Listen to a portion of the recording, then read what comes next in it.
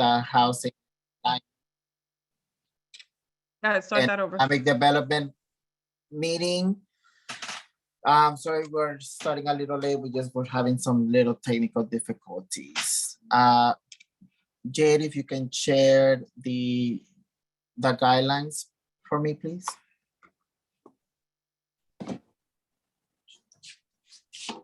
Are you able to see my screen?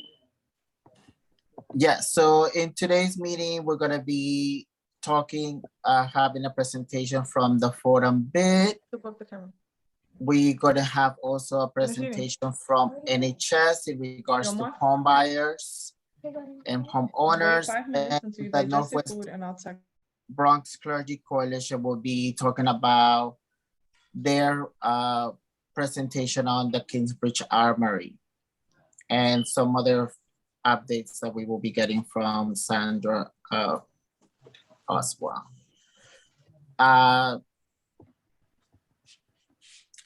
So good evening, everyone. My name is Eric Asensio. I'm the chair of the Housing and Land Use Committee.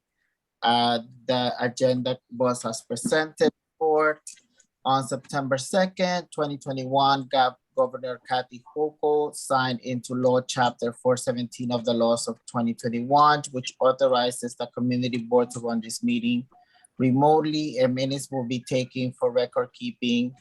The minutes will appear on our website within days and can be requested from the CB7 staff at any time.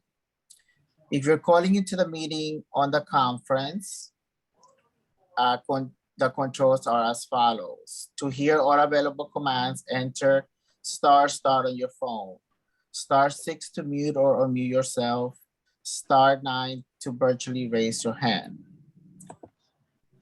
This is how we will run this meeting. CB7 has a code of conduct, has the right to remove or ask a member of the public to leave a meeting or block participation of anyone who engages in inappropriate conduct, including but not limited to obscene or offensive images or language, personal attack, threats, or any other behavior that reasonably impedes the orderly administration of the meeting. Repeated offenses will be reviewed by the board executive committee or any other assigned committee for a ban. The amount of time to be objectively determined by the above committees or the participation of the event of repeated disruptive behavior. If a person, outbursts, or attacks continue, this will be considered disturbing the peace and the authorities shall be summoned. So everyone besides the speaker will stay muted throughout the meeting. After each presentation is over, I would inquire if the committee members have questions. Committee members will signify that they have a question by pressing the raise hand button on your screen, Zoom, or request to speak to the chat, or when the chair opens the floor. Members of the public who have joined through the online link will be able to ask questions and make a brief statement on the items after each presentation and after the committee has had an opportunity to ask clarifying questions. By pressing the raise hand button on your screen or request to speak through the chat or when the chair opens the floor. Only those recognized by the chair of the committee will be allowed to speak during the allotted time. We will stay on topic with the agenda items. Any other items will be acknowledged by the chair in new business or addressed at the next meeting, granted there is time and the committee agrees on the topic. Following the question, discussion, and public comment portion of the committee, we will begin the discussion after each presentation, agenda item, and we'll conclude with the decision to vote or recommendation. When the agenda is finished, the meeting will be adjourned. If you have any questions related to the software or process, please use the chat function or raise hand function now or contact the district manager. Thank you, Jay. So I'm gonna begin by taking attendance. Eric Asensio here. Myrna Calderon, Myrna Calderon is here. Thank you, Myrna. Sandra Erickson. Sandra Erickson here. Thank you, Sandra. Mabuba Jewel.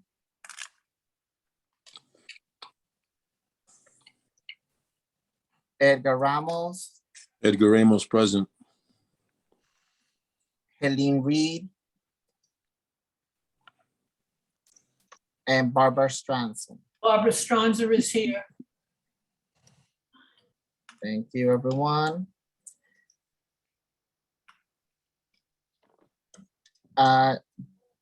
Jade, if you can also put on the screen the minutes for a second. Did everyone get a chance to review those minutes from April?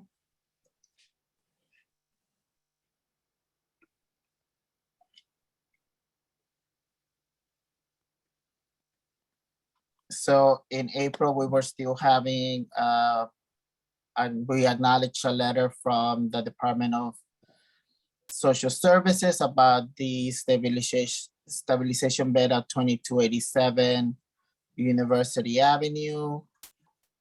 Then we had a presentation from CCHR in regards to the for housing protections under the City Human Rights Law for Section 8 vouchers. And that was a really good presentation about those issues that sometimes we forget that are needed. And so today let's I guess kick off things with the presentation from Fordham bid.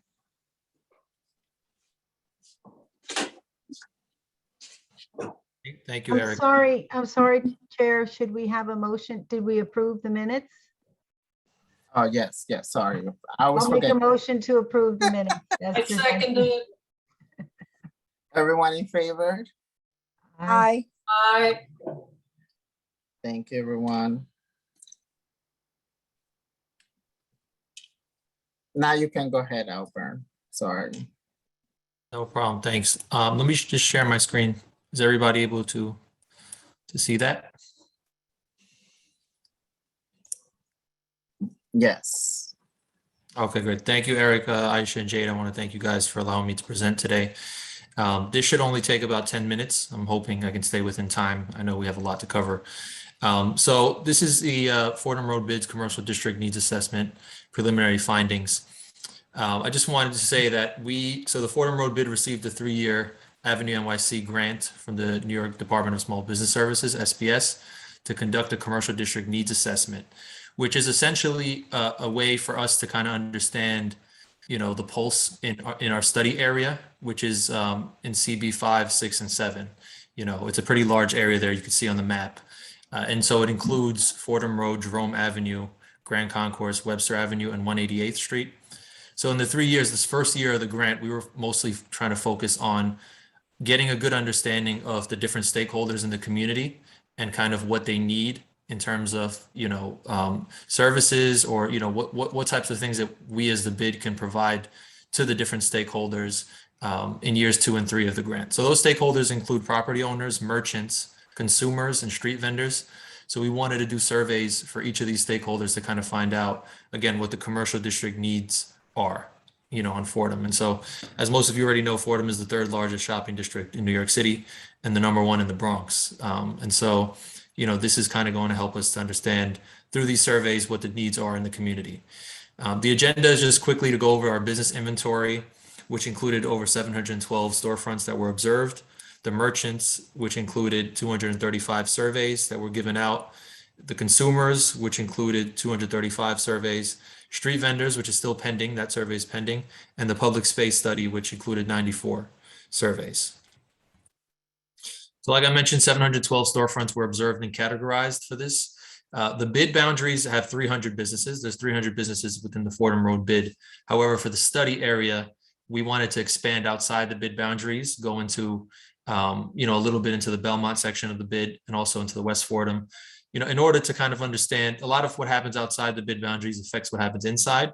So we had the opportunity to expand the study to 712 storefronts.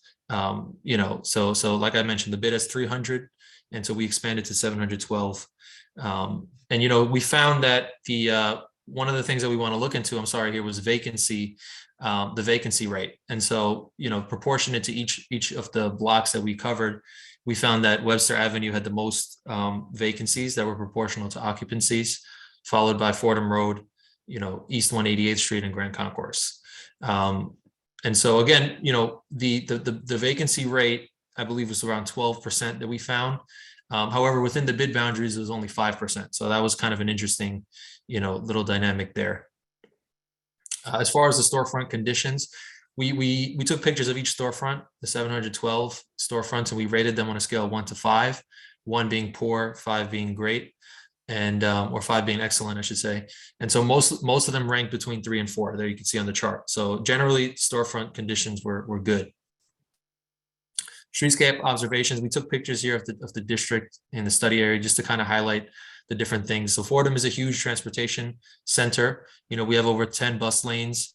We have the 4th busiest Metro North station in the entire, Metro North line. And so, pictures 1 and 3 there kind of cover the, the transportation, people waiting for the bus and whatnot. We have a lot of street vendors. Street vending, we considered them as a stakeholder in the community. So picture 5 shows, street vendor. We have bikes and whatnot. And we have some not so good things too. So picture 4, for example, shows, some of the construction sites that are going on, storefronts that are, under construction and whatnot.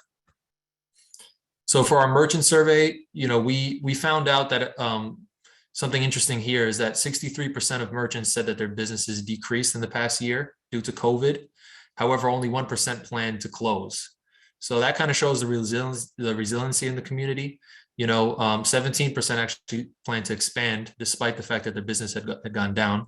And 78%, like I mentioned, want to stay in the community despite business having gone down due to COVID. So again, it shows the resiliency in the community, and that's something that we should all be proud of. These are some quotes that we got from the merchants. So, like I mentioned, we went to each merchant, so all 712, we reached everybody for these surveys. Not everyone participated, but, we were able to collect some quotes from the merchants. And in the process of doing so, we also were able to deliver PPEs. We gave out COVID kits, testing kits, hand sanitizers, and different PPE masks to all the merchants, all the 712 merchants. And we were able to collect some of these great quotes.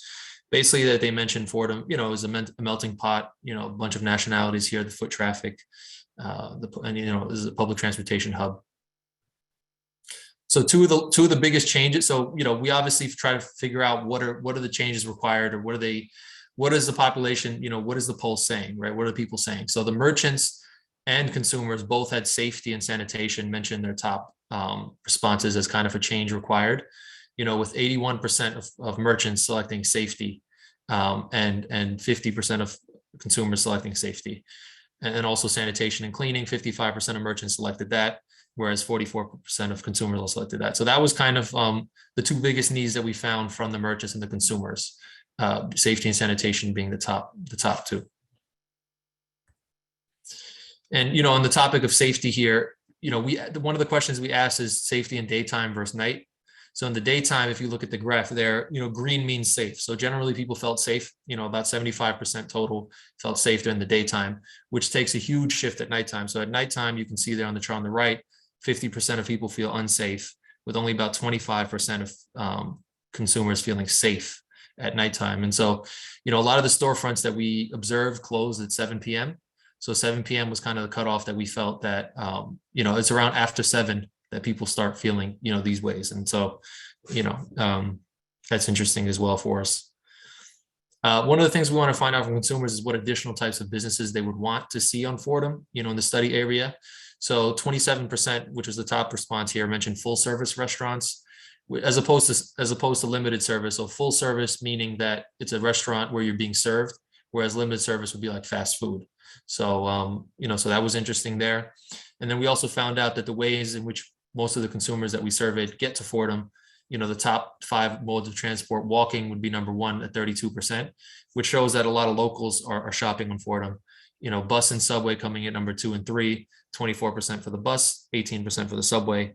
And the personal car is at 14.8%, which we foresee going down much lower with Fordham being, transformed into a commercial only street.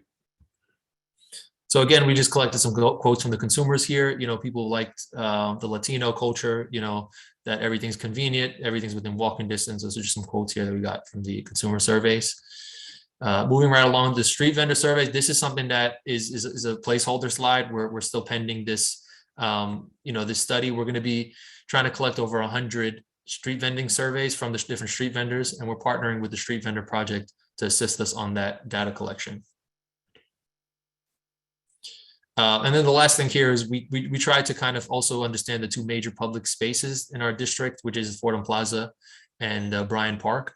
So on Fordham Plaza, we conducted some surveys to find out, what people thought was a challenge there and what people liked. And so the top 3 challenges, drugs being number 1 at 30% of people mentioning that as a challenge, and then mental health and homelessness and cleanliness were tied for 2 and 3 at 20%. But generally, if you look at the chart there, a lot of people found were satisfied with the different categories here. So accessibility, attractiveness, cleanliness, lighting. Safety was a little less, but the others, ranked very high in terms of satisfaction here. Bryant Park was a bit of a different story, in the satisfaction. People did find it accessible, but they didn't find it safe, and that really stood out there. They didn't find it clean generally. Lighting was good. So that I thought was interesting. And again, the top 3 challenges here with cleanliness being number 1, and then mental health and drugs and crime coming in at 2 and 3. So just to go quickly over our SWOT analysis from doing all these surveys. So some of the strengths that we found were the transportation, again, the foot traffic, the heavy diversity that's here, and the resiliency of the businesses, that only 1% of businesses plan to close, despite 63% of them mentioning that business had decreased. Challenges, again, is crime and safety, 82% of merchants reporting that, 51% of consumers. The lack of parking, as we all know, sanitation, street lighting, and then also the vacancy rate. We thought was higher than it may have been because of storefronts not actually putting for sale or for rent signs in front of their stores, which may not have been a vacancy. So that picture right there, it might not be a vacancy. We count it as such, but it could be sold for all we know. It's just that there's no signs to determine that. So that is something that we can work with property owners to kind of figure out. And finally, opportunities. We found out that 40% of businesses don't have websites on Fordham, and 38% don't use social media. So that's a missed opportunity there that we can hope to support them with. Another thing is increasing the awareness for federal and city assistance. So out of 68 businesses that identified as minority women-owned businesses, only 19% were registered, which is also a missed opportunity for those businesses. And also 61% of businesses said that they relied on personal savings and cash reserves during the COVID-19 pandemic. So which is a shame, because those opportunities were there for them, but perhaps they weren't aware of. So these are the things that we kind of want to perhaps address that came out from these surveys, and as well, security. Maybe introducing a patrol team with the bid. There's other bids that have that available, or maybe increasing the sanitations team to evening hours. That's also a possibility there. And so these are just some things that we're going to think about with years 2 and 3 of our grant. We wanted to also thank their interns that helped us with collecting the data. And thank you guys. That's my virtual self there signing off.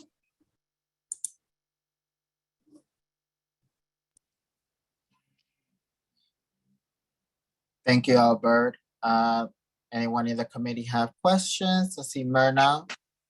Yes, I do have a couple. So Fordham Hill took the initiative a couple of years ago, maybe 3 years ago, to meet with the head of the Fordham bid. And we were very concerned that the West Fordham Road area was not being covered. So I hear you say that you did participate in the survey. I'd like to see more of how you engage that part of Fordham Road. because it's a big oversight, because past Rome, it's basically, we were told, well, the Fordham bid doesn't come down to West Fordham Road, yet we have all these businesses and that could benefit from a lot of these programs. And also, we were very concerned with some of the things that you actually addressed in the survey, which is that, you know, the storefronts could be nicer, the kind of businesses could be better. I mean, we have no cafes, we have no, you know, it's always, you know, cheap fast food, nothing healthy, no Paneras, no salad options, there's nothing.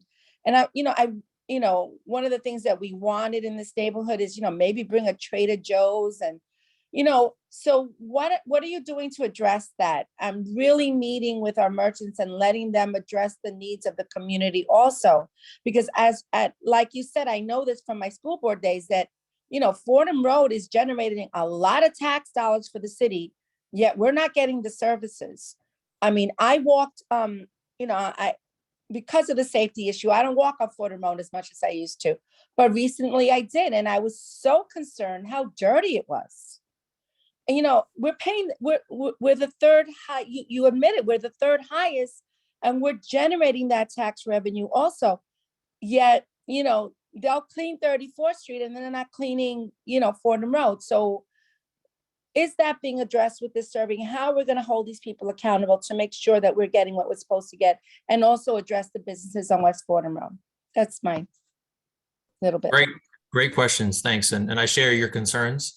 You know, with West Fordham, actually, we talked about trying to expand the bid boundaries to include West Fordham in there, because we think that there's definitely opportunities for us to kind of intervene and help those businesses out. Because, you know, I mean, it's a shame though, where our services have to stop at Jerome, as you mentioned, you know, and so for the study, we went up to from University to Southern Boulevard, which is a pretty long stretch, you know. And we wanted to kind of understand what the merchants felt like, you know, what the merchants would felt, because we thought it would be a disservice to just do within the businesses within the bid boundaries.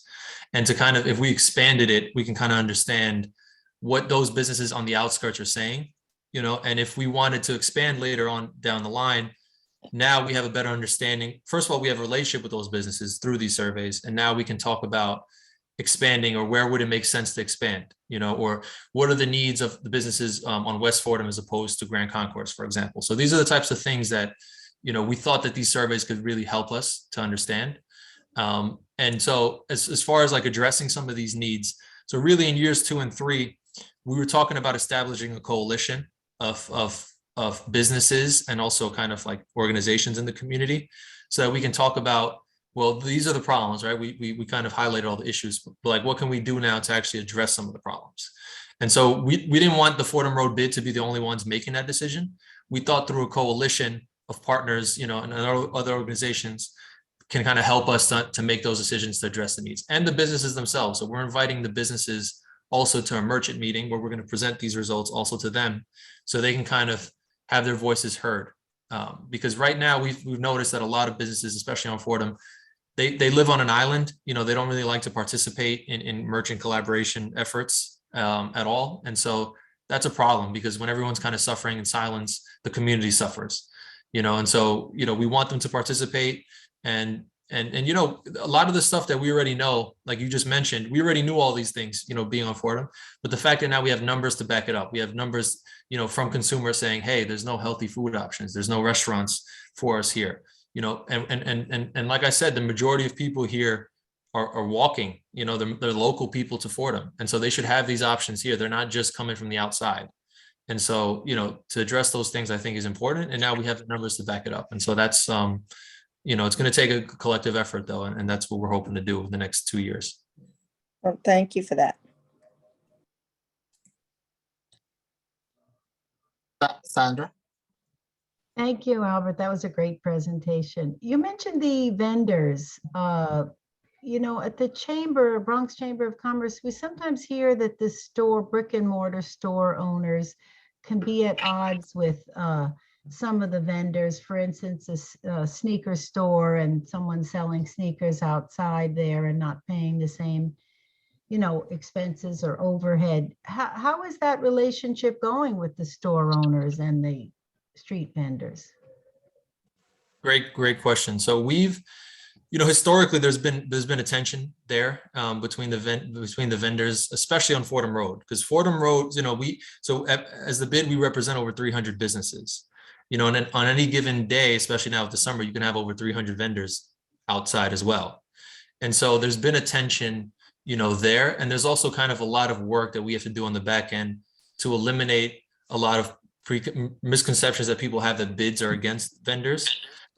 Which is not true. It's just that, we feel that there's two extremes on the issue, right? One extreme is that, it's difficult for vendors to get licenses. We understand that it takes a lifetime to get one, and that's an extreme, right? But the other extreme is eliminating all regulations for vendors. We feel that that's another extreme, which we're seeing out there. So a lot of vendors on Fordham Road, you'll notice, are blocking bus lanes. They're blocking bus stops and fire hydrants, there's a lot of theft. The theft is a problem, or they're selling the same type of stuff that the businesses are selling at lower prices. And so all these tensions, we've been meeting with elected officials to try to give our perspective on the issues, and try to explain that bids are not against vendors. And we're trying to kind of eliminate some of the misconceptions. One of the ways we're doing it is by partnering with the Street Vendor Project to collect these street vendor surveys.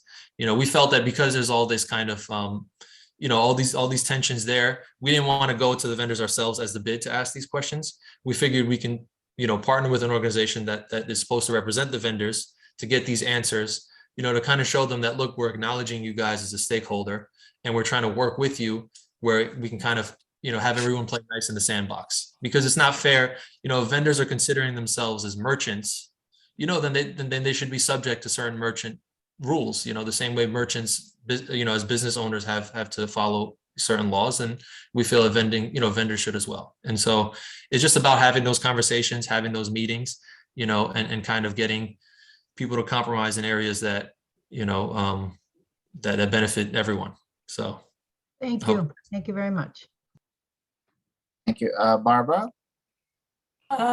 Do you ever meet with the owners of the buildings where the stores are located to try to encourage them to get greater diversity in their rentals?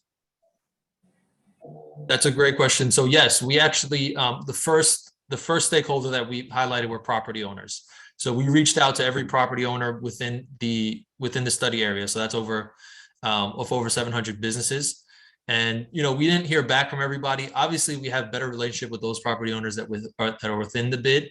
A lot of them obviously are on the board, they participate in meetings, and we have their contact information. So we were able to get their feedback, in terms of their needs,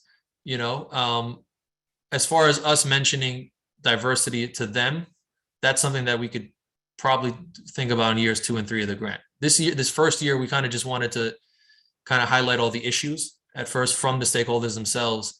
And then we're thinking basically years 2 and 3, we can kind of speak to that, speak to the different stakeholders in terms of, what's the next steps, right? And so if diversity was one of those things, then we'll be more than happy to talk to the property owners about those issues as well. Thank you. Thank you. And just for clarification, can you, Albert, give us a little breakdown of what the bid does for the merchants in the art part of your? Sure, definitely. That's a great question. So bids obviously it's short for Business Improvement District, and we provide sanitation so we have a sanitation team, that cleans within the bid boundaries. We provide marketing support, website support, any tickets or fines that the merchants have, we can take care of those things. We do events within the bid as well, within the boundaries. We try to, we have a website where we give each business, we're trying to give each business a portal where they can kind of, use social media and use, e-commerce to kind of get online and do those things. And we kind of just represent businesses and property owners within the district. Okay, great. Thank you. And also, so a lot of the study that you found was about crime and safety. is there any thought about how to change that, maybe? Yeah, well, that Or was huge. That was- is that something that's gonna come along in the second part of the studies? Yes, that's gonna come along the second part, but just off the bat, like some of the stuff that we were thinking about was patrol teams, so there's certain bids that have security teams actually, and so obviously our budget is tight and whatnot, but we can think about maybe doing something like that on Fordham. We've had internal discussions, if, again, no, but if this is gonna be something that we want to leave to the coalition to kind of let us know what they think, and by the way, it's an open invitation for everybody. If you're interested in joining our coalition, let me know. I put my contact information on the chat so you can let me know. But yeah, so doing maybe having a patrol team, maybe extending the hours of our sanitation team. So currently our sanitation team works at 4 works until 4:30 p.m. Maybe extending them to evening hours. It'd be interesting to see if there's any studies there that show, having uniform, even if it's not a security team, outdoors, may reduce crime. Maybe street lighting in certain areas that are dark would help with crime. So I think there's many things that we can do. It's just kind of about seeing what the community thinks, and first of all, just highlighting the issues, because we all know crime is a problem on Fordham, but these surveys were mostly to kind of get the numbers to back up what most of us already know. So yeah, but to answer your question, yes, that'll mostly happen in years 2 and 3. Okay, great, thanks. We wanted the board to, as a committee, we invited the small business services and also the Bronx Chamber of Commerce to listen in on this. So maybe guys can form an alliance that you were talking about, other partners that could also help along with this project. So Chad, I gonna give you the word, but we do have to move on to the other presentation. Yes, hi, good evening. I just have a question. One of the biggest issues that I've found over the past few years is that a lot of the business owners and the store managers, they get hit with fines from garbage that doesn't belong to them, or it could have been tossed from other people. So I'm just wondering, how is the bid helping the business owners who get wrongfully fined for garbage that's not theirs? Is there anything particular that the bid is doing?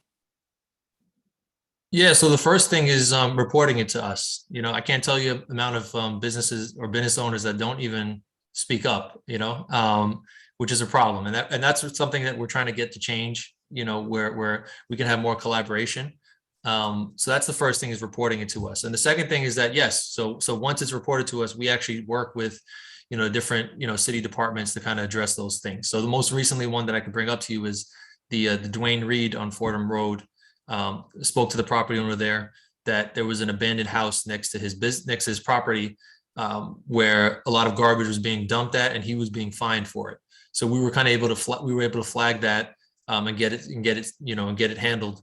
But again, it's about reporting it to us. So a lot of people don't know what bids do. A lot of people just think that we host events. On Fordham, that's kind of what we were known for a long time.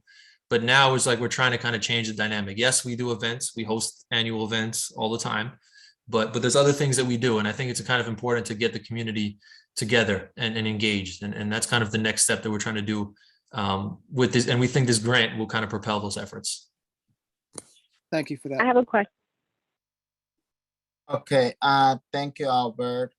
So one question in the chat that I see is, how many businesses are owned or operated by the Bronx residents, and how many Bronx residents are employed in these businesses? Is that something that's going to be coming up in the future studies?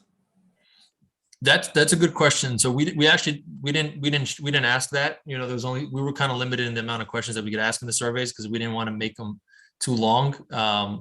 But maybe that's something we can consider. If we do a second kind of round, that would be interesting. That would definitely be interesting to know. Just from experience, though, I would say a lot of the businesses, just from experience, I don't have the numbers to back this up, but a lot of the businesses are not owned by Bronx residents. but they are operated by them.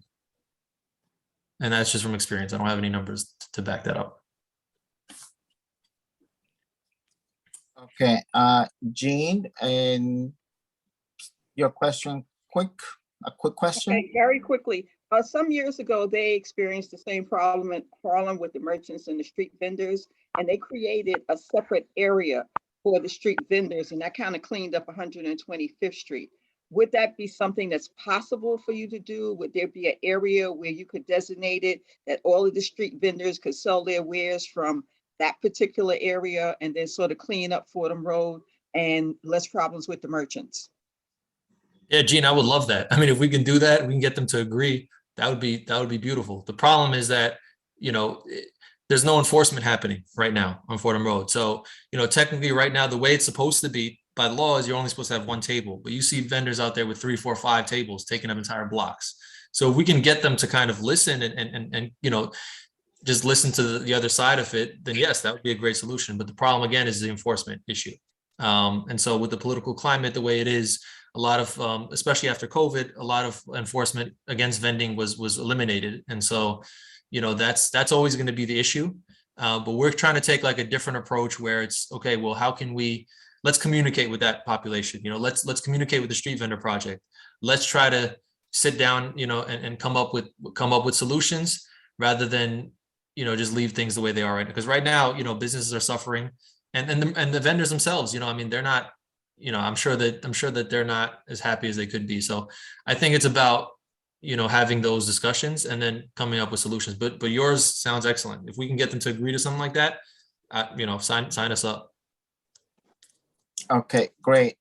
In the interest of time, Roxanne and number 3897, if you could drop your question in the chat, I will appreciate that. And we will get back to you, or Albert will get back to you about it, and he will come back with the rest of the study, with the new studies in the near future. Yeah, if I had just one little quick statement. How come rent is not included in the top 5 concerns? That's kind of surprising, isn't it? I'm sorry, can you repeat your question? They keep muting me. I find it kind of surprising that rent is not in the top 5 concerns of these merchants within the bid and outside the bid. Oh, that rent is not the top 5 concern? Yeah, because that's usually the main concern for most small businesses. Yeah, I mean, that's so what we try to do is we just try to take a sample of we reached out to all 712. Obviously not everybody replied. But as we not everyone replied. We were able to collect, let me see here. We were able to collect 235 merchant surveys. So from those 235, the results are there was presented. As far as rent is concerned, I mean, yeah, people did mention that. I do remember that, but perhaps it just didn't make it to the top 5. I find that quite surprising, but thank you so much. Okay, thanks. Thanks again, Albert. We're gonna move on to the next presentation.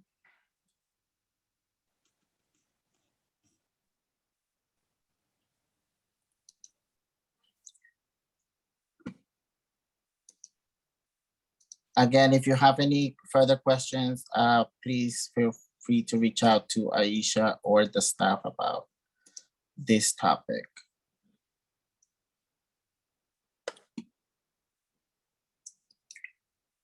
Is it the, hold on, let me see.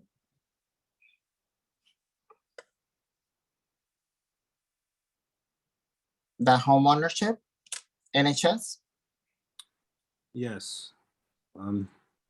My name is Courtney Wicker, and I'm from Bronx Neighborhood Housing Services. I'm the post-purchase counselor / special programs coordinator, and I will be the one doing the presentation today. Let me share my screen.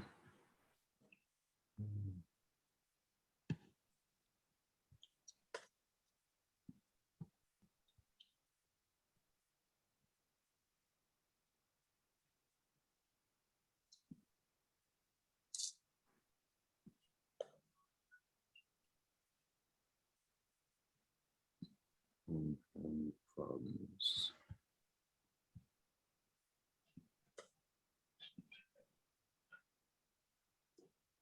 Hmm.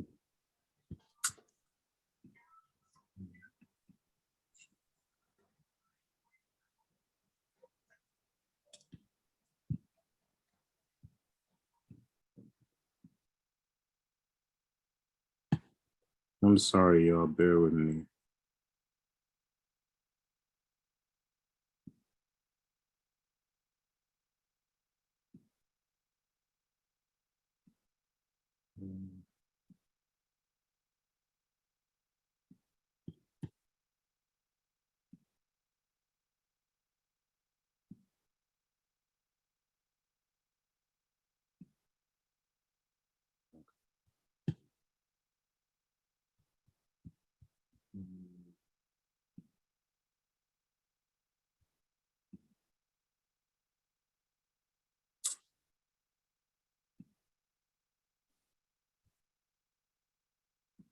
Jay, do you have the presentation from Courtney? Courtney, I have the flyer for register for homeowners and home buyers. Would you like me to pull that up? Yes, because I'm not seeing the Or, option for me to share this. or do you want the information webinar? The webinar. Okay, 1 second, I'll share. Sorry about that.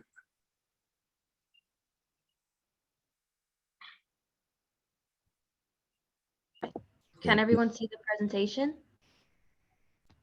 Yes. Yes, thank you, Jay. No problem. Let me know when to change the slides. Okay, no problem. So as I said, I'm Courtney Wicker. I'm from Bronx Neighborhood Housing Services. The information is there. I'll probably give you the information again once the presentation is over. Yeah, you can go to the next slide. So the basic premise of Bronx Neighborhood Housing Services is we provide home buyer education. We help low-income families become first-time home buyers by assisting them with a grant called Home First. And we also have a grant by the name of AHC from Affordable Housing Corporation. The two grants are slightly different.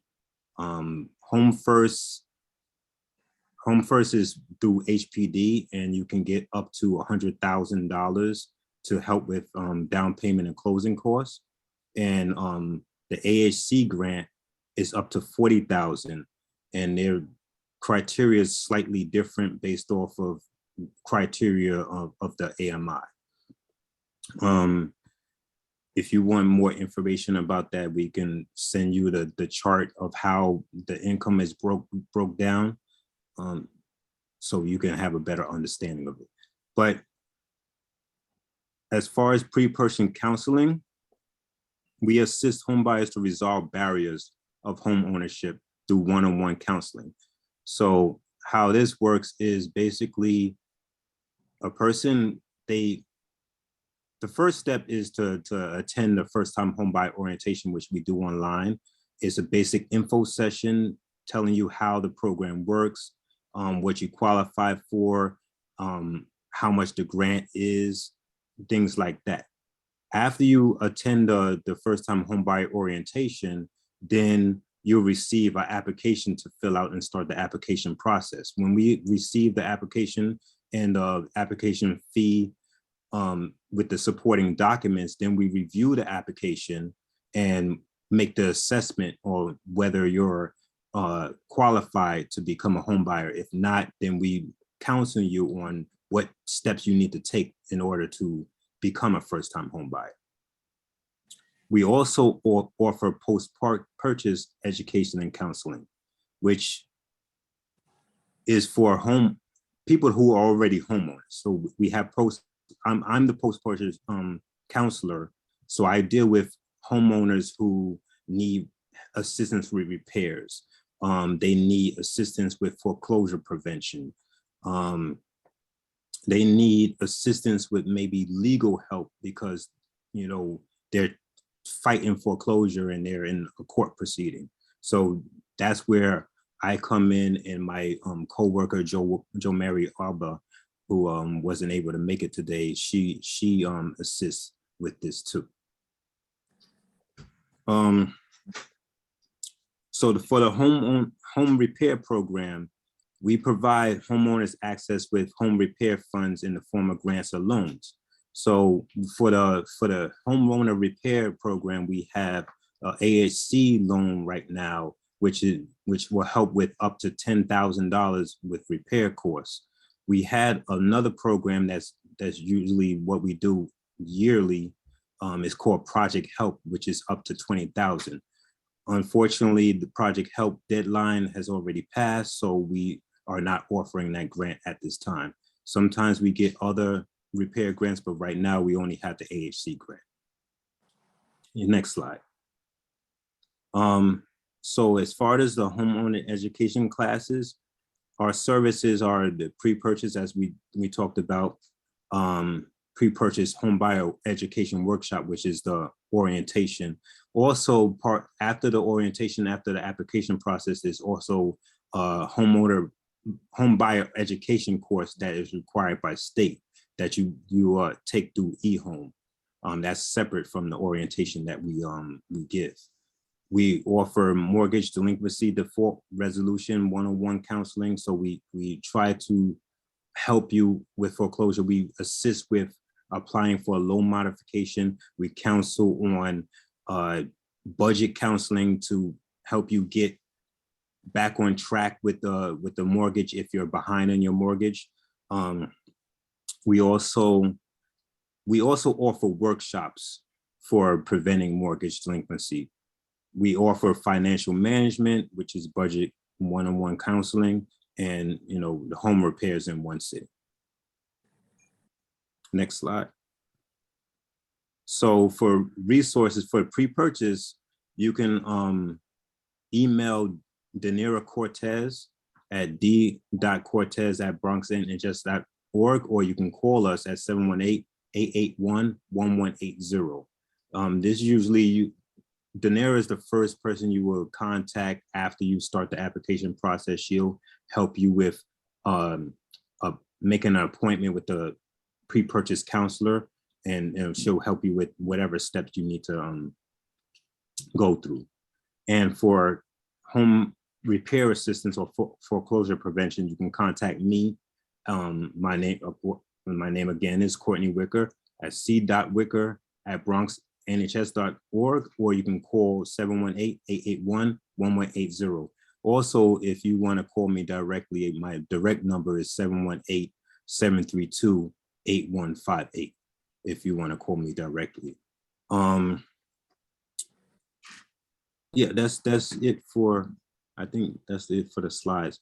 And we have a community realty alliance that works within our office, and they'll help you with the first time home buyer process by helping you find a property or help you get a pre-approval for that property. They'll assist you with that.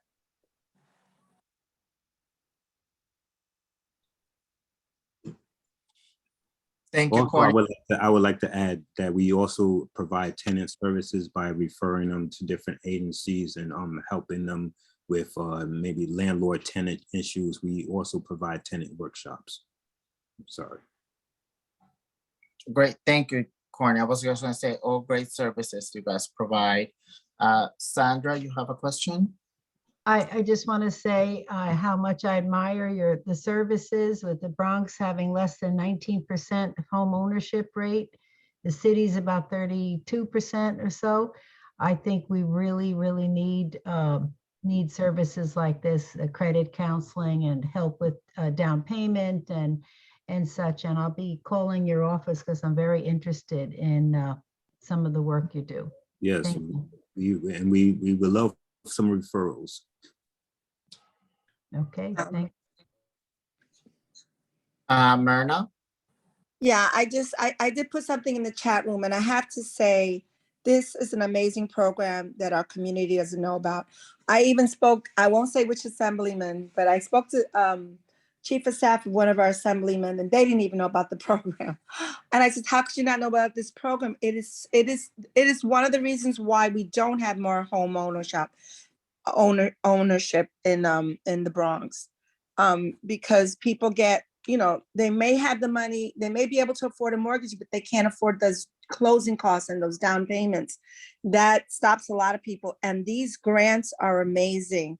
And most of them, I know this from experience because I had a family member that took advantage. And I actually recommended a couple of people from Fordham Hill that were looking to buy.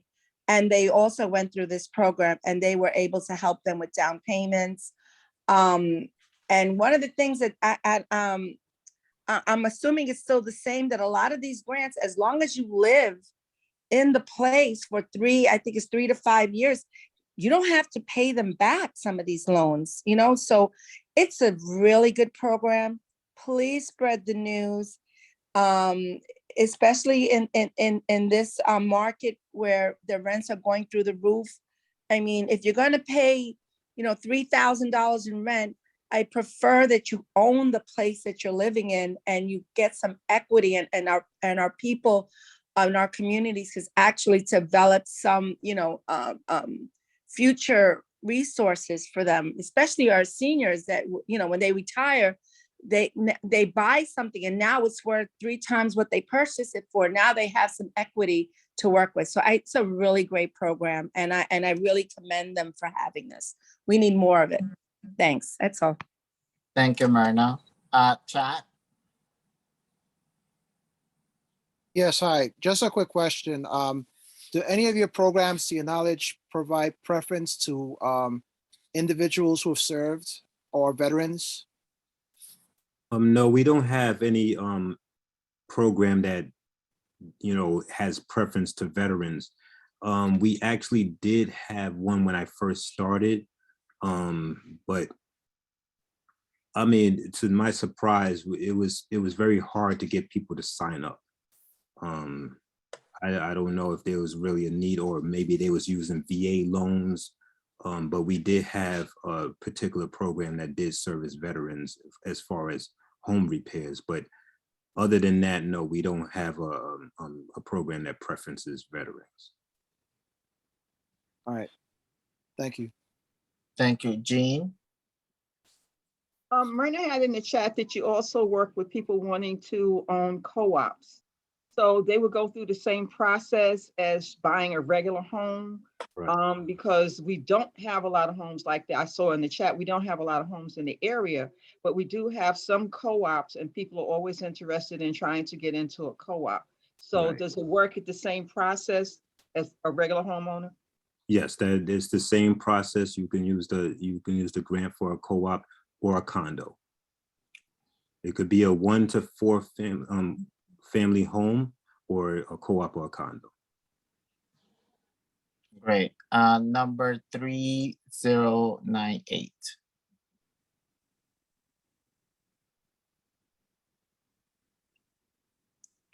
Caller, you have your hand up.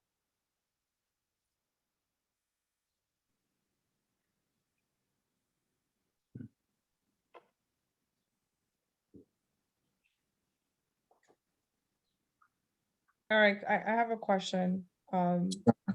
Given the number of homeownership that we're losing in Community Board 7 and demolition orders that we see in the Department of Buildings, I'm wondering if your organization does any street outreach or has any data of potential foreclosures or folks that are going through issues in their homes with, I guess, an opportunity to lose it. Is there any street outreach that's done?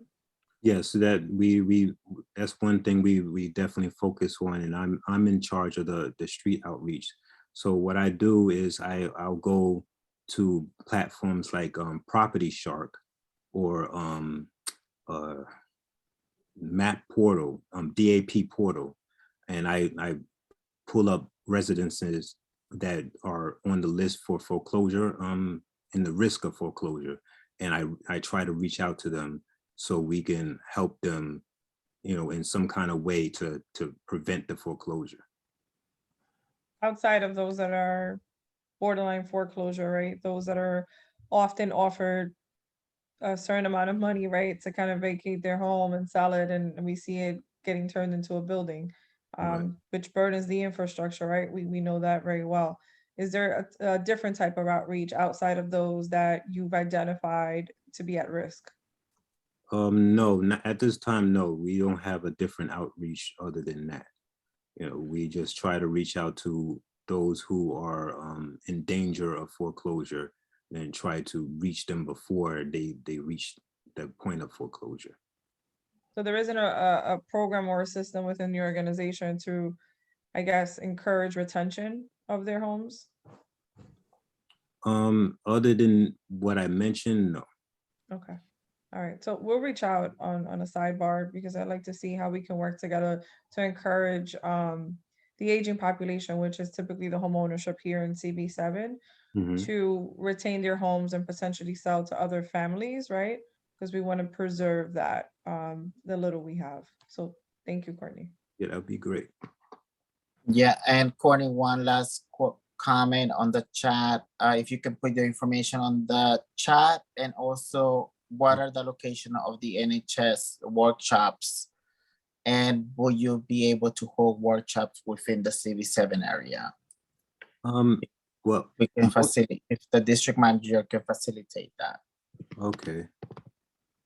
Most of our workshops are done online, so anybody can join from anywhere. At some point, we'll probably go back to physical workshops, which is done pretty much on the same address as we're at, where our office is at. But I'm gonna put all that You information. do a remote workshop, because I think the question pretty much says, like, would you co-host something with us in person in the near future? Right, Eric? I think that's the Yeah, direction. we can definitely arrange that. Yes. Okay, Yes. thank you. You're welcome. Okay, I have a great. question. Hello, good evening. I have a question. My hand was raised. I'm caller 3098. Can I just pose my Okay, question real quick? go ahead. Thank you so much. So I wanted to piggyback on the question that this young woman just made about the demolition and trying to work with foreclosure homes and having families in the community buy off the homes. Is there any way, from what you were explaining, to, I guess, create a list of the homes that are, you know, in the process of being foreclosed or something to the community CB7, so that way whomever is interested in buying a home has an idea of, you know, what's going on and can make the negotiations on a personal matter? Yeah, I could make that list available. If you give me that contact, I can do it on a regular basis. I look at the list, or I generate a list at least once a month. Jade, can you put our contact information in the chat so we can follow up with Courtney, and we can send out an email blast as soon as we get it? Yes. Yeah, that would be great. Thanks. And Thank then you. thank you so Caller much for 3098, if you question. want to share your email, or I don't know if you are on our email list, feel free to connect with us. Thank you. I am on your email distribution. I just posed the question for, you know, so that way it will be an email blast for everyone in the community who is already listed, so that way, you know, everyone gets to know about what's going on. I just think, you know, it's a good piece of question to pose, a piece of the pie, so anyone who's interested can, you know, benefit from. Yeah, I agree. Maybe that's something that the committee can also consider to add as a hyperlink to the agenda every month, just as an FYI. Yes, that will be great. Thanks. So we'll be in touch, Courtney. Thank you so much for the information. Thank you. We're gonna move on to the presentation from the North West clergy. Sandra, whenever you're ready. Great. Good evening, everyone. Good to be here with all of you. I already did this presentation to the general Community Board 7 meeting, but I wanted to also, or I was invited to come and present here. And I know several of you actually attended the event that we had co-sponsored with elected officials. So I'm here to present what was shared and what's been ongoing with community members around the Kingsbridge Armory. So I'm going to share my screen if that's okay. And I am Sandra from the Northwest Bronx Community Clergy Coalition. And I'm very happy to be here with you all. How much time do I have? 10 minutes. Okay, last time I had 5, so I'll try not to speed speak with you all.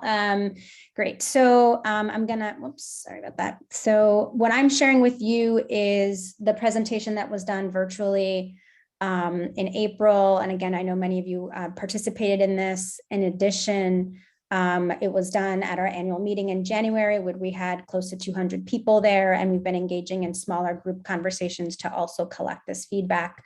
And so I'll try to present very briefly, and then I'm open to folks giving feedback or asking questions, and I'll be taking notes so that we're capturing additional feedback. And so these community engagement conversations have been focused on getting feedback on the values and principles that should guide both the process around the redevelopment around the Kingsbridge Armory, as well as like the decision making.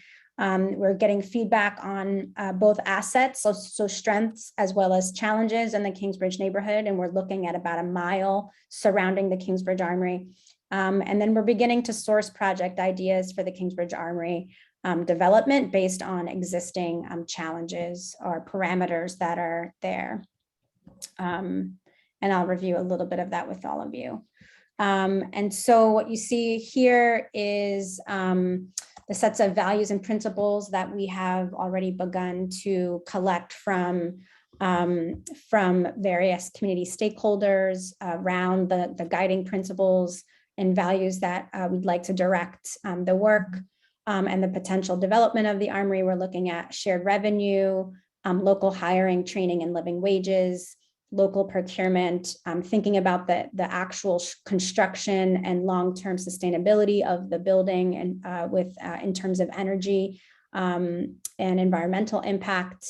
Community health and wellness as an area of focus has come up a bit surprisingly in every single one of our conversations, perhaps not so surprising given that the Armory has been used for emergency resiliency areas throughout the years. Conversations around collective governance of the development with accountability structures.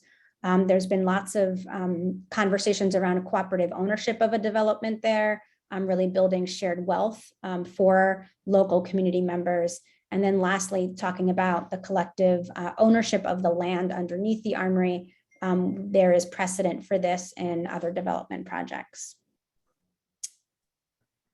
So part of these community engagement conversations has been looking at a mile around the Kingsbridge Armory and inviting community members, and that includes small businesses, the vendors, residents, tenants, homeowners, and young people to identify, as I mentioned before, strengths and challenges of the community. So people have identified what are the small businesses or the parks or the areas that they want to make sure that they preserve and are protected in this process. You all will know, and I appreciated some of the comments in the chat before around fearing gentrification. The last redevelopment of the Kingsbridge Armory, when we signed the community benefits agreement, almost immediately, a lot of the small businesses lost their long-term leases of 5 years, even 10 years, to year-long leases or even month-to-month leases. And so really identifying that and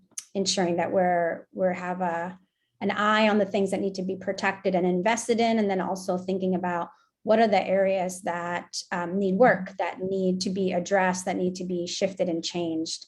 And so we've begun to identify those as well. We've shared with community members some of the project parameters that are important for us to know as we kind of dive into this process. The Northwest Bronx Community and Clergy Coalition has been organizing around the development of the Kingsbridge Armory for 26 years. And so for those 26 years, we've learned a lot about what works and what doesn't work.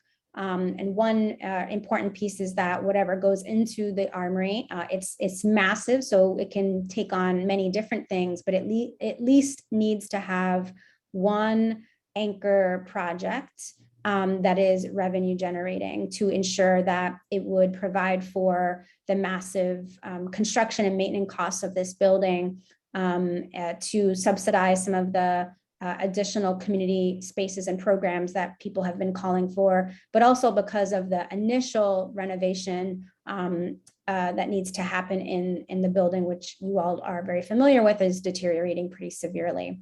The second parameter is that it's landmark status, right? So we cannot touch the exterior original walls of the Kingsbridge Armory. And so schools and housing are not allowed in this building for those reasons, given the School Construction Authority and HPD's limitations and guidelines around ventilation, windows, et cetera. We are not able to do that. So we wanted to make sure that folks really understood some of those parameters. And then lastly, what it's zoned for. So zoned C44, it really speaks to commercial and light manufacturing. So we're talking about no heavy machinery, no hazardous materials, anything that could not be near residential. And so those are some of the parameters that are really grounding for our conversation with community members.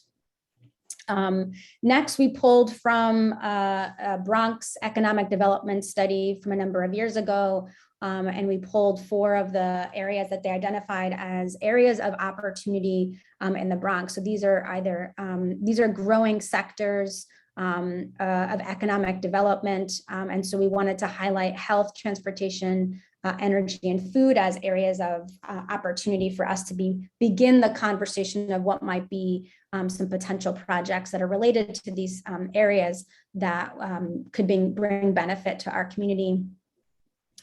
And then within those areas, we identified, again, pulling from this Bronx-wide economic development study, the areas that, given the zoning, given the landmark status, what might be areas of interest that would be allowed in the space. And so this is just a running list of areas that might be areas to pursue in terms of research, financial feasibility, interest from the community, and compatibility with the neighboring community. So you'll see the first area really thinking about recreation, entertainment, and culture. So anything from, thinking about movie theaters to entertainment spaces and museums, et cetera, education and training, workforce development.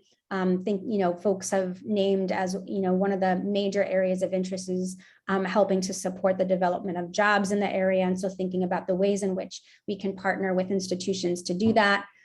Commercial and light manufacturing, of note here, which is really exciting, which is connected to the last one as well, has been thinking about how might we consider kind of bringing back prevailing wage jobs into the area. So thinking about the different kinds of manufacturing that might be really critical for the sectors that were identified in the previous slide. And then lastly, business technology, incubation and development. The city has plenty of things like innovation spaces or 3D development spaces. The Bronx does not have a space that at scale that is supporting entrepreneurship, that is supporting technology and innovation. And that is an area that might be of interest to stakeholders here in the Bronx. And that's it. I'll stop my screen and I'll take any questions. If there are any questions from folks or comments, I will be taking notes. Thank you, Sandra. Any comments, Sandra Erickson? Hello, Sandra. Thank you for that presentation. And the workshop you did with the breakout groups was excellent. Really, that was a great opportunity to weigh in on what we thought. But as I mentioned in that meeting that you had, when this first came about, we were very involved, CB7, and we kind of promised, or we talked about 50,000 square feet of community use. And we were thinking about Community Board 7, you know, using a space. Is there still something in there where we could have, you know, like a real community use available to us and to, what do you have for, I didn't see on there, was there community space? So right now we're just in the exploration stage, and the reason why I came to the general space in here is I really want to make sure that we're opening lines of communication and that like the community board is involved in every step of the way. We are just collecting interest right now. It's like, what are the needs that the community has that this could be a good response to, but also what are the opportunities that we should be leveraging? And so that's what we're doing. I hope that is, I mean, like the space needs to have community space, right? Whether it's, offices for CB7 or like community gathering spaces or whatever. I think every single conversation that we've had, whether it's with the small businesses or with schools, parent teacher, parent associations, we just did one recently last week. Everybody wants community space that is accessible, and it runs the gamut from we don't have a space to do graduations to like when we're trying to engage community with a project, there's no place to gather, right? So that would be the hope, is to have space. As you all know, the space is massive. It's around, it's over 600,000 square feet. And so we believe that there is space to have mixed use, and that community benefit needs to be central to that. But to make that happen, we really need to consider what would be the like anchor project that could hold down the space, that would provide, that could subsidize the space, right? Initially the Northwest Bronx started thinking about like, well, maybe what if we had a set of nonprofits or even like, social businesses in there, social entrepreneurship businesses. The rent in order to be feasible for nonprofits and those kind of social enterprises would not be feasible to maintain that building. So we need to have some sort of mixed use that could still be social entrepreneurship, but that needs to be profit driving, revenue driving, that could be reinvested into the Bronx. So I have taken a note that CB7's interested in that. One question on the chat is it possible to preserve the interior in addition to the exterior? So as of now, the Armory only has an exterior landmark preservation. So that is a plus, because then it will allow for any services or any use to be in the interior without preserving it, because I believe there's nothing there, right, Sandra? Yeah, I mean, I'm so curious why the person mentioned that in the chat. That has been actually a conversation of, wouldn't it be neat to create something indoors that would actually allow users of the space to understand the scale of the building, right? And so that I think would be an architectural design process later on, once we understand what could be in there and how might we not cover up, right, this like rich infrastructure, but actually be flashy about it and let us like see how incredible of a building it is, right? It's one of the world's largest armories, and so we don't want to cover that up. We want to expose it and have people understand it. So I appreciate the comment. Yeah, some of the other things that I heard in part of the meetings that we have attended is we want foot traffic, because the merchants want to be able to survive. The merchants that exist around it want to be able to survive and be able to sell their goods, right? As along with whatever is coming to the Armory. Absolutely. A person in iPhone. So can I just share that we are launching 3 different surveys, one of which is for small businesses.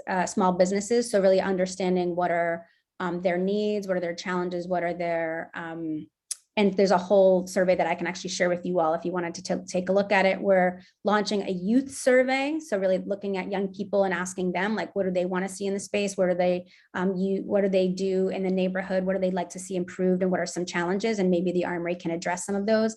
And then finally, a tenant and homeowner survey, similarly to understand both strengths and challenges and make sure that we are kind of responding to and listening to the folks who will be directly impacted. Hi, I was the one who raised my hand, and I'm caller 3098. And I also posed a question in the chat room of the interior and the exterior landmark question. I have 3 other questions, but because of time, I'm going to try to wrap it up. So Ms. Lobo, if you can answer them in a timely fashion, that would be perfect. The reason why I posed that question about the interior of the landmark is because I work in Midtown, and I recently saw a few months ago a building, a 100-year-old building that was not landmarked, and I went inside of it because it was a mixed-use building, and it was recently bought and demolished, and there's other plans and direct trajectories for it. The reason why I posed that question is because of the Armory, because it's been there for so long, you know, during the whole colonization in the Bronx and all the wars, et cetera. If there's any history to it, then maybe there are some ideas to add in addition to your survey that you're going to submit, of other events that can bring in revenue, not just for the Armory and for the rent, but also to local businesses. Like a portion of it can be used as a museum with schools, any school, private, public, college, you name it. Or even, you know, similar to how other museums neighboring by can do host events at the Armory as well. I understand that when it comes to old architecture, it's a little more costly to preserve, but if it's worth it, why not take the risk? Aside from that, I wanted to know if farmers markets can be held in there for increasing foot traffic and also for the street traffic for the other local merchants, you know, to generate revenue there as well, and also participate in addition to that. So it can be maybe like a once a month thing that some local farmers from Ardsley, New York, Scarsdale, Westchester, Nyack, etc., you know, can come together, and it's right there, not too far from the 87, and do something like that. I don't know. I'm just thinking out of ideas, but I understand that the Armory, and I agree, should be majority of the community. And another way to incite jobs is that community members can, you know, apply to maintain the Armory as well. Why not? That's my question. Yeah, I love it. I took down notes of your suggestions, and we'll add that to the survey that we're pulling out for different stakeholders. So yes to all of that. Before we close, I want to share some contact information if people want to get more involved or want to be you know, more engaged in this process. Would love to have additional folks. So caller 3098, if you'd like to join us, I'll share our email, and anyone else is welcome. We have monthly meetings where we're talking about the Kingsbridge Armory and giving updates out. We're also coordinating with local city council members, assembly members, senators, and our congressmen. So as you saw in the initial flyer, we're trying to stay in communication with folks and share the values and vision that community members have, and bringing our stakeholders along to make sure that we're all on the same page. Great, thank you, Sandra. So alongside of that, CV7 will also be working in kind of channeling some ideas that the community has, and we will work with Northwest Clergy in your vision and make sure that our visions align at one point. I'm sure they will. That's awesome. Can I share the contact information? Yes, go ahead. So it's info@northwestbronx.org. You can also get information if you go to our website at www.northwestbronx.org.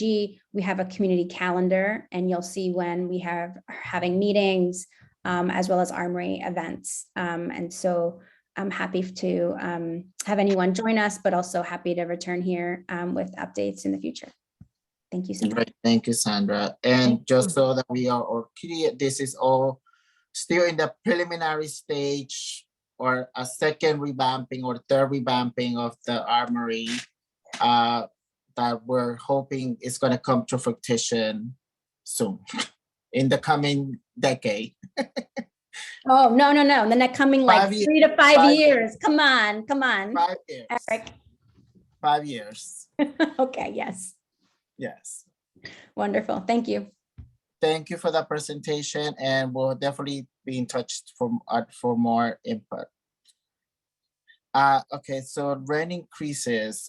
We've been hearing about that this week. Sandra, you were going to talk to us a little bit about that. Yeah, I'm just going to share briefly. I'm sure a lot of people have already heard that the Rent Guidelines Board has been meeting, and they've come up with a range for the almost 1 million rent stabilized apartments in the city of between 2 and 4% for a 1-year lease and 4 and 6% for a 2-year lease. Just in the, many years I've been in the business, that could settle somewhere in the middle of those two ranges. Neither side was happy. The landlord, the owner managers are claiming it's not enough. Their expenses have gone up, gas and oil, insurance, etc. And then the tenant groups are also saying it's too much. So, both sides are not happy. But there is an opportunity. There's a public hearing on June 15th at Hostos Community College from 4 to 9. You can look that up and sign up if you want to speak. I don't know how much room there will be for people to speak. There's also one in Queens on the 13th. There was a good article in City Limits from May 6th that gives you a lot of background on it. You can probably search for that article in City Limits. And if anyone has any questions, I'm sure you can, see what's up. And then Eric, you just had me, you mentioned on here ERAP updates. There is some additional funding for ERAP, but they're all pending right now. There was, someone did bring up that they were hoping that people in public housing got the first money rather than people in private housing, but that's being met with some, it's not very popular because, people in one group shouldn't be favored over the other. Although I don't know if anyone knows, I don't know if people in public housing have been able to get ERAP. That I don't actually know, but anyway, so we're looking forward to getting, and some people have been able to go back if they only got 3 or 4 months, they've been able to go back and get additional months rent, or at least apply for it. So Sandra, there's something in HRA that NYCHA residents can apply for. okay, all right. Yeah. Okay, and that's really it, unless anyone has any comments or questions. Jean had a question. Just a quick question, Sandra. As part of this large increases, we've been hearing that the real estate taxes have gone up astronomically. Have you been seeing this? Yes, real estate taxes, but more so it's been things like insurance and fuel costs have been really, really increased tremendously. And no, because we heard here that one of the problems we're having with the landlord, they're claiming that the insurance costs have gone up, say, from 200,000 to 3 million. And I just find that so unbelievable. That is 200,000 to 3 million. No, that doesn't sound, I mean, they've gone up, but I don't think that much. Not to that tune. No, not to that tune, no. I didn't think so, thanks. But yeah, sure. Okay. Can I comment on that? Sure. Because that is true. It happened here at Fordham Hill. Our insurance cost tripled. But even tripling would be 600,000, not. No, we were at Yeah. 600,000. We are now at 1.7. Wow. 1,700,000. Yes, and we Yeah, fought that's it. cool. We tried to renegotiate. We did. I mean, 3 million is, yeah, it's really crazy. But we tried to renegotiate, and we were only able to get this other company to come down by maybe $85,000. It's crazy. The insurance costs are through the roof. Yeah. And the electric. Con Ed is killing everybody too. Mhm. They are Yes. telling you that the insurance cost has gone that high also? Yeah. Yeah. Verna? What was that? I'm saying they're telling you that your insurance costs over there have gone up that high also? Yes, it went through the roof. Yes. And And they we don't were not wanna give you- expecting it. It hit us like a sledgehammer because we had no idea they were going to do this. And what it is that this is the explanation that I keep getting, is that the insurance companies are leaving the Bronx Yes. because that's true. the Bronx juries are notorious for, just giving money away as if it's not going to cost us all in the end. And, we've heard cases where they actually gave the person more than they were suing for. So it's crazy. So the insurance companies don't want to insure in the Bronx, and it's something that our legislators really have to take up, because those of us that have stayed and those of us that are homeowners, et cetera, we're all getting hit. And if the landlords get hit, the renters get hit. I mean, they've got to pass the costs on. And it's really crazy. Yeah, we got hit big. I could talk to you offline and I could show you the numbers. It was crazy. And we were not expecting it, especially since we had just renewed our mortgage, because we had some, capital improvements that we needed to take care of. And then we never expected to get hit with $1.5 million more in insurance. It's Wow. crazy. Yeah. Wow. Another Mhm. thing I I'd have a like question. to quickly Andrew? mention is, yes, for those of you who like a warmer apartment, the heat regulations have gone up. They were at one point overnight from 10 p.m. to 6 a.m. 55. Then they raised it to 62, and now it'll be 66.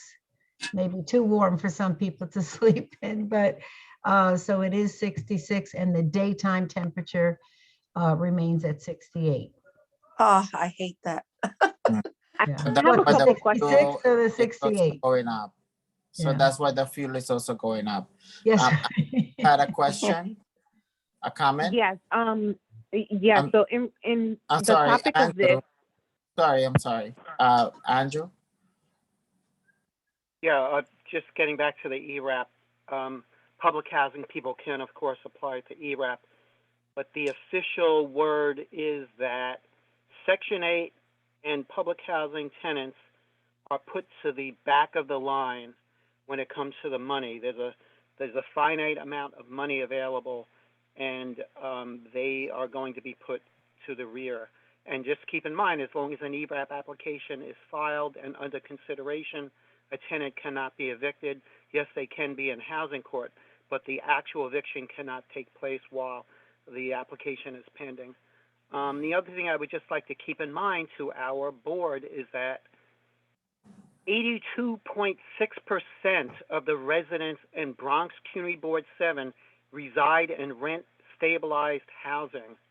And I think because of that, we should maybe pay attention to that data. And that's my comment. Thank you.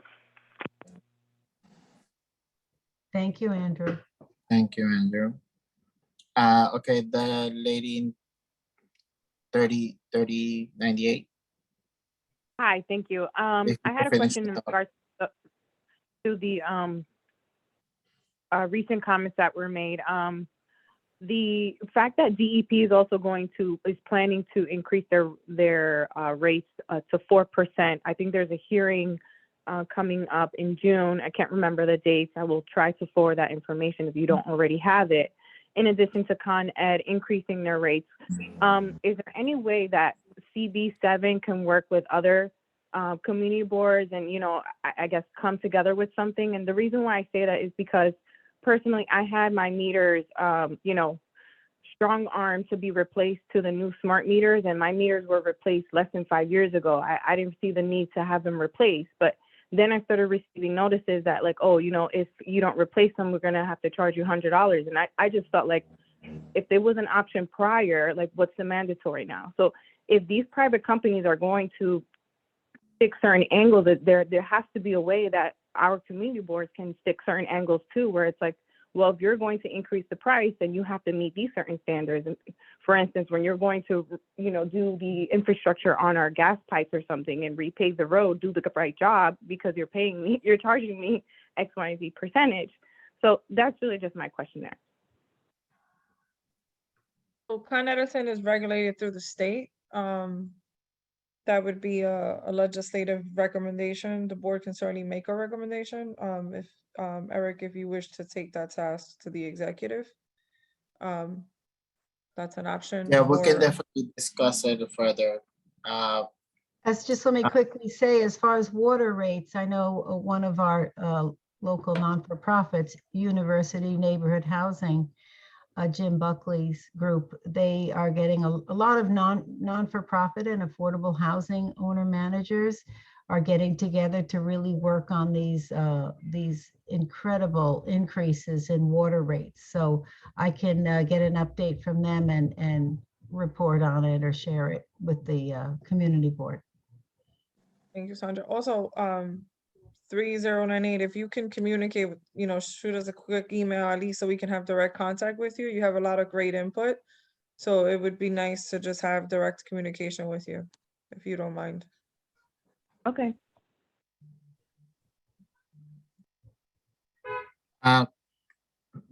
Betty? Just very quickly, just in reference to the previous speaker, the hearings for the DEP water rate hearings is on May 25th and May 26th. And I think, I don't know if the person wants to give her email and this information can be forwarded to her regarding that. She's interested in making a statement or participating in the hearings. I'll see what I can put in the chat, and she can take that information. I think it is by Zoom, apparently. Okay. Okay, great. Thank you, Betty. We're gonna move on the agenda. We did have Fordham Landing on here, but we just want to be able to keep track of projects that we know that are coming up in the pipeline for CV7. So we want to start putting items that we're going to be, talking about pretty soon. Sandra, you had any additional? Well, our congressman, I was at a meeting and he brought it up and asked if CB7 has any, updates or information. I see Geeth here. Maybe she has something quickly to share on Fordham Landing. Yes, definitely. Thanks, Sandra. Hi, everyone. I'm Geeth Anjali from Bronx City Planning Office. An update on Fordham Landing is the applicant team has initiated the process for the project towards the south of the bridge, which we call Fordham Landing South or 320 West Fordham Road. That's the address. So they have submitted a pre-application statement, PAS. So that's kind of the first step, and we are discussing internally. So that's a light update. I know CB7 have been communicated kind of pre-pandemic about the larger project. So this one, which I'm mentioning, is only towards the south of the bridge. And we definitely recommend community board if the applicant is reaching out and having the conversation, and Bronx leadership and Sean also had a chat with him, and he mentioned that we are definitely there to offer support and have conversations as well. Also, I'm happy to take any questions if any of you have. And just to be clear, they have not reached out to give us a presentation, just in case there's any misconception out there or misunderstanding. Yeah, thanks, Aisha. They mentioned of the PAS is a very initial part of the ULURP process. Yes, I was about to say that. And also the project does have a lot of interagency coordination. So definitely other agencies like DOT would have an important piece to play in the overall development. But thanks for your comment, Aisha. We'll note that definitely. Thank you. Roxanne, you Mhm. have a comment about this topic? Hi there. Yes, I do. Hello, can you hear me? Yes. Okay, thank you. Yes, I do have a comment. I'll make it short. We need to, the community board members and staff need to not only think about this, but also challenge and question this developer. Because this developer started his career working with the Trump family that discriminated against people of color from renting the buildings. And he's had business relationship with Manoa, who was convicted of tax fraud and business fraud. So why are we letting this type of developer inside the Bronx, inside the community? And why is the question of not killing this project not part of the plan? Because this project might be killed. I hear a lot of discussion of what this project can bring. What it could bring is what was the greatest fear for the Sunset City when they killed the industrial city project, gentrification, displacing a lot of residents. It's one of the poorest areas in the Bronx. We don't need high-rise buildings. We don't need this type of developer moving into this community who seems to have discriminated against people of color and does businesses with people of questionable character. Are we going to trust a wolf coming into this community board 7 into this district? I say no. I would like that this option of killing this project be part of the plan. It seems like this people are talking about what could we do with this plan, what could we do with this project, what can this project bring? How about thinking about maybe this project is not good for the Bronx? And if there's an inherent conflict of interest with former electeds whose pockets are being lined by this developer or staff members in the board, they should recuse themselves because this is something that should be taken very serious. Thank you. Thank you. Thank you for your comment.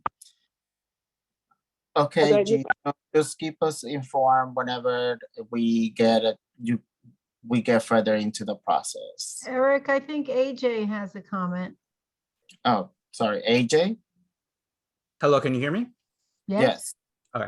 Due to recent whistleblowing and reporting in the city and Norwood News regarding the following disclosure of a brief informal meeting with the developer in 2020, but that the board has not had any formal meetings, DM Bravo and Chair Martinez need to recuse themselves I'm sorry, in any AJ. and all matters regarding Fordham Landing. Backdoor meetings with no public input or oversight or formal affiliation with the board is not very transparent or accountable. And unlike the comptroller's audit that the board refuses to properly acknowledge, something needs to be done now. AJ, so the board cannot comment on items that have not gone through ULURP or any other items. So unless they come through a process, there's nothing we can say about it. Eric, if I may add, Yes. also one approach is that we highly recommend developments of certain scale to go ahead and engage with communities and understand and have conversations early ahead in the process. So we would definitely advise the applicants to do that from our end. But as we said, this is really like the first phase of the process, but we will keep CV7 updated. Thank you, Jean. And as soon as we get the information, we'd be happy to forward it. But unfortunately, some people don't understand process. We'd be happy to explain process offline if there are any additional questions. Thank you. Okay, so we're gonna move on to, is anyone from HPD here? Any other updates, G, or that's it? No further updates, but I was happy to be at CV7 2 weeks ago with the car-free Earth Day and at Mosley Parkway. So that was a great day. I personally enjoyed. So just that on a side note. Thank you. Thank That's you. it from me. Anyone from HPD online? And anyone from CCHR? Any further updates that we might need? Hey everyone, no updates for this month. Just keep us in mind if folks are hearing any complaints about discrimination or harassment at work, looking for housing. Yeah, I'm always available. Thank you. Hopefully this rent increases won't affect our residents too much and we will have to send them your way, Orlando. Hope so, but we are completely prepared if so. Particularly people with housing vouchers who definitely do get the brunt of those discrimination cases that come our way anyway. So please send them our way, even if you're not totally sure if it's a case. Just to be on the safe side, you can send them our way. Okay, thank you. Syria, you have a question, comment? Yeah, good evening. Can you hear me? Yes. Yes. Oh, thank you. Okay, Mike, one quick question. If anybody on the board or anyone in the audience knows about the project renewal second building at Jerome Avenue, does anybody know why the ground hasn't been broken yet? They were supposed to start that almost 2 years ago. Has anything come across the board about it? On Jerome Avenue, across the street from Verizon, the project renewal? They ran out of money. They ran out of money? Oh, yeah. Thank you for that. Yeah. The last I heard, they were also trying to complete the first building, Right. and they're still having issues with that. Question, if there's so many issues and they ran out of money, then that means that can it be presented available for sale? They're not gonna want to sell. No, that's owned by a private entity. I'm But sorry, I didn't. That's owned by a private entity, but yeah, we will reach out, the board will reach out to see what's going on to get an update about that project. Okay. Thank you. Eric, I'm sorry, I missed that. Which project is it? So I can. The one on Creston.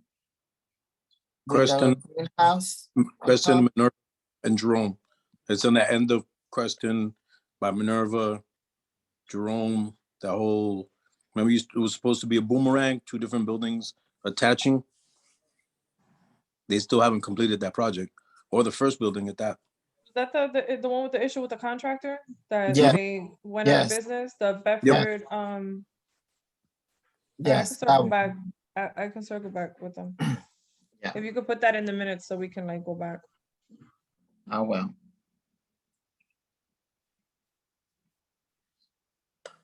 All right, everyone.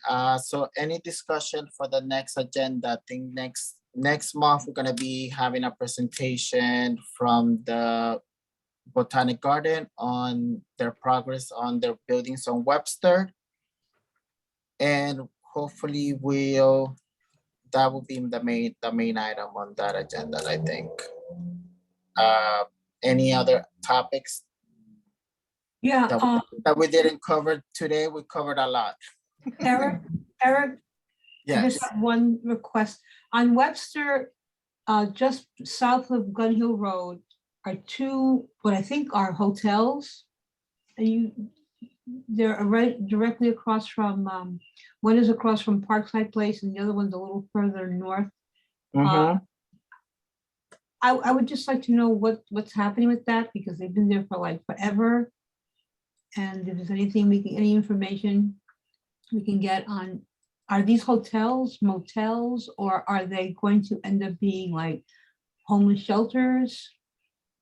No, they're definitely not going to be homeless shelter. There isn't. That's not on the table as of right now. No, I know it's not on the table, Aisha, but the mayor, I heard talk. I've heard that they are thinking of looking at taking some hotels and converting them to homeless shelters because some of the hotels, at least maybe in Midtown Manhattan or downtown, I don't know, but I don't know that's going to affect us up here in the Bronx. And I just think that it's kind of strange that we have 2 on the same block. That's what I'm saying, is like, where they're located and whether in fact they are, what kind of hotels they are, what kind of, whatever they are going to be, So if there's any information, I'll get I think we can get the actual address and just see what's happening. Well, we'll look into it, Betty. Okay, thank you. Okay. Any other comments before we adjourn?